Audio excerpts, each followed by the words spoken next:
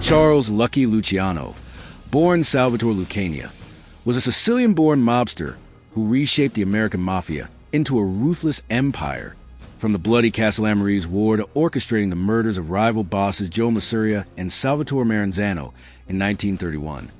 Luciano's reign was soaked in violence, betrayal, and cold-blooded executions. As the architect of the National Crime Syndicate and founder of Murder, Inc., his crimes, ranging from assassinations to running prostitution and drug rackets, left a trail of bodies and fear. In this chilling documentary, we dissect Luciano's atrocities through the lens of psychology and psychoanalysis, unraveling the mind of a man who turned crime into a corporate machine. Why shine a spotlight on Lucky Luciano? Because his murders weren't just gangland hits. They were calculated, psychological chess moves that rewrote the rules of organized crime. His killings, executed with surgical precision, reveal a mind obsessed with control, power, and betrayal, making him a perfect case for psychological dissection. Picture this. April 15, 1931, Coney Island. Joe Masseria, Joe the boss, is savoring a plate of spaghetti when Luciano slips away to the bathroom. Seconds later, for gunmen Vito Genovese, Albert Anastasia, Joe Adonis, and Bugsy Siegel burst in, unloading a hail of bullets.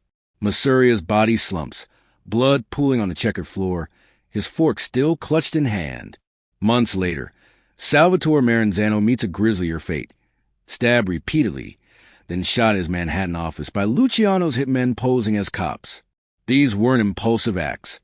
They were orchestrated by a man whose psyche thrived on domination and deception, a predator who saw murder as a means to an empire. Let's rewind to where it all began.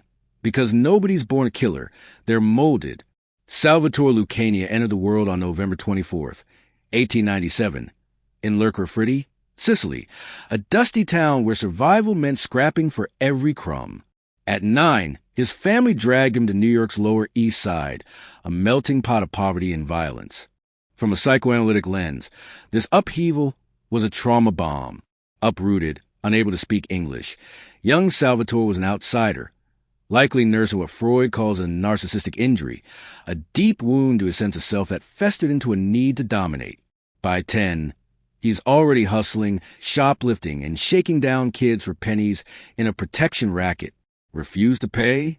Luciano's fist did the talking. This early power plays screams of a kid desperate for control, a hallmark of antisocial personality disorder, where empathy is a foreign concept. School was a bust. Luciano dropped out at 14, his rap sheet growing faster than his report card. By 1916, he's jailed for selling heroin, a 6-month stint that only sharpened his edge. Psychoanalytically, his adolescence reads like a textbook case of externalizing behavior, channeling rage and shame into crime to mask inner chaos. His friendship with Meyer Lansky, a Jewish kid who stood up to his bullying, was a turning point. Lansky didn't just join Luciano's crew. He became the brains to Luciano's brawn, a partnership that psychologists might see as a complementary dynamic, where Luciano's impulsivity found an anchor in Lansky's cunning. But beneath the swagger, there's a shadow. Luciano's need for loyalty hints at borderline personality traits, a fear of abandonment that made betrayal his ultimate trigger.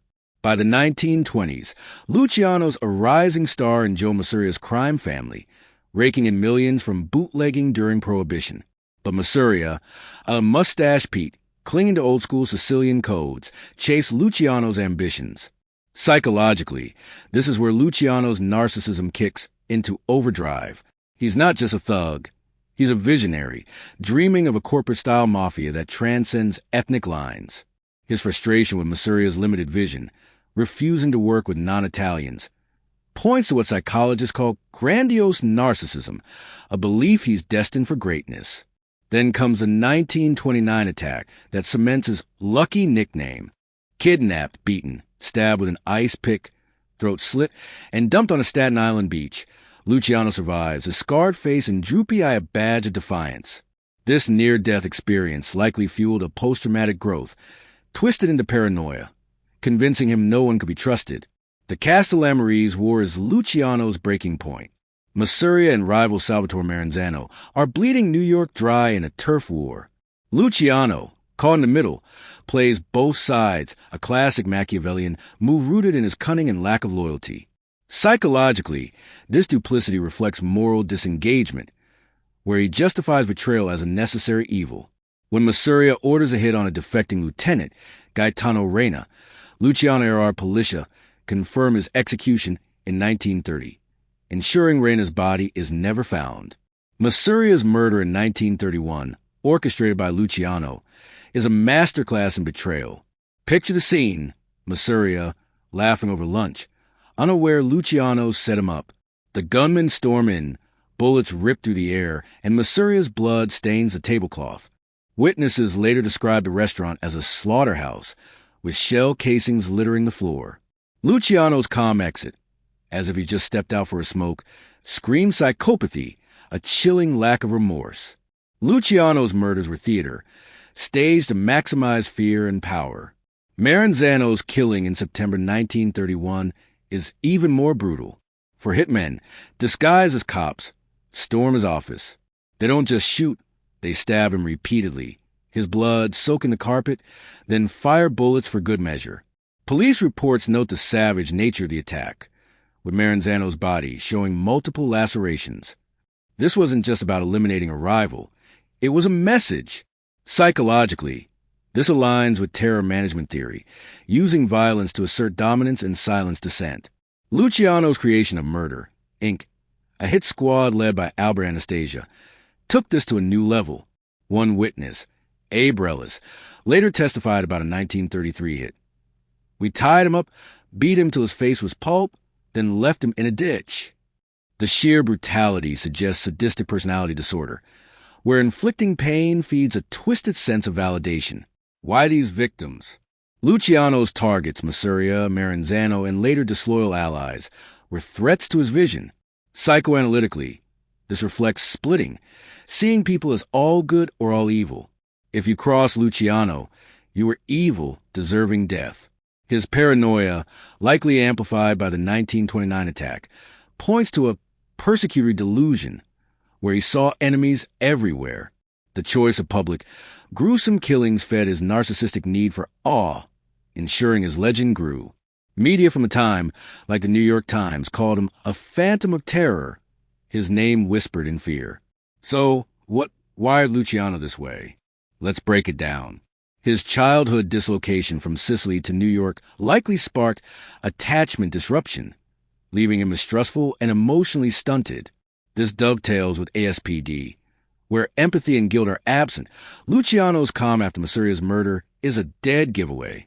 His narcissism, both grandiose and vulnerable, drove his need for power, but also his rage at slights. The 1929 attack may have triggered complex PTSD, fueling his paranoia and hypervigilance. Add in a possible dark triad personality, narcissism, Machiavellianism, and psychopathy, and you got a man who saw murder as a tool, not a tragedy. Luciano's methods evolved from chaotic street hits to calculated executions. Murder, Inc. was his brainchild, a machine of death that killed with chilling efficiency. One 1935 police report describes a victim strangled, stabbed, and burned to erase evidence. Luciano's distance from the bloodshed, ordering hits rather than pulling triggers, shows compartmentalization, a defense mechanism to detach from guilt. His victim selection was strategic: rivals, traitors, or anyone disrupting his empire. This wasn't rage. It was business, a mindset rooted in his psychopathic traits. Luciano's luck ran out in 1936. Prosecutor Thomas Dewey nailed him on prostitution charges, a weak case bolstered by witnesses like Florence "Cokie" Flo Brown, who testified Luciano ordered beatings for non-compliant madams. She was in a hospital for weeks. Convicted, he got 50 years in Dannemora, a brutal prison nicknamed Siberia. Yet, even caged, Luciano ruled, his empire humming under Frank Costello. During World War II, he allegedly aided the Allies by securing New York's docks, earning a commuted sentence in 1946. Deported to Italy, he kept pulling strings, running drugs until his death in 1962 from a heart attack at Naples airport. Italian police were set to charge him with smuggling $150 million in narcotics, but he slipped away unpunished. Luciano's end, free and untried, is a gut punch. Philosophically, he's a Nietzschean Übermensch, crafting his own morality in a lawless world. His empire was a twisted will to power, bending reality to his vision. Yet existentialists like Sartre would call him out for bad faith, dodging the weight of his choices. His life poses a brutal question. Does genius justify evil? Luciano built the modern mafia, a legacy still bleeding into today's cartels. But at what cost? His unpunished death mocks justice, suggesting the universe doesn't care. Or maybe his real punishment was living long enough to see his empire slip to others, like Vito Genovese, who renamed it in 1957. Luciano's story is a mirror, showing how far ambition can fall when it's built on blood.